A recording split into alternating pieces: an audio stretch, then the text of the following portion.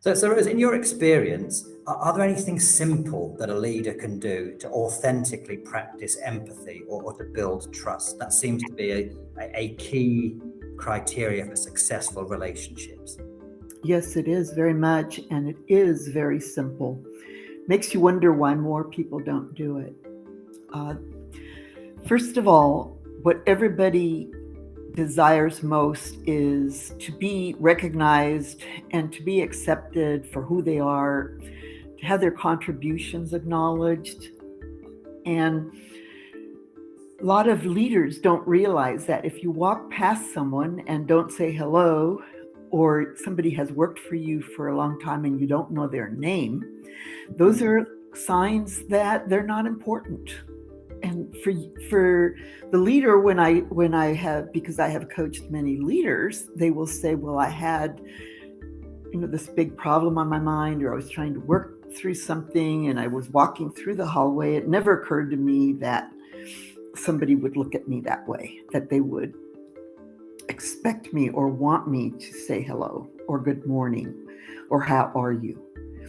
So let's begin with that. Just a simple practice of being present and being self-aware to realize that when you're out in front of people, if you have a leadership position, that you have to be aware of your impact on other people. It's not all about you as the leader. Yeah. No, it's not all about you as a leader. And in my book, I talk about, in fact, he's an Australian leader, and he talked about how they changed the whole culture of this mine, turned it from a very unproductive, accident-ridden workplace into a high-performance workplace. And the first thing he did was he got all of his direct reports, and he said, you will never walk past someone and not acknowledge them and say hello, and you will learn their names. And everybody started to do it, and lo and behold, the morale changed, the level of trust went up.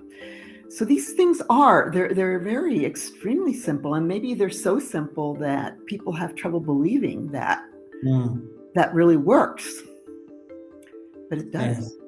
It's probably a classic example of we're too busy to do the basics, and yet the basics underpin so much of how we're going to build relationships, trust, and down the line tap into the engagement that we spend so much time saying we need, but we so regularly miss opportunities to actually achieve.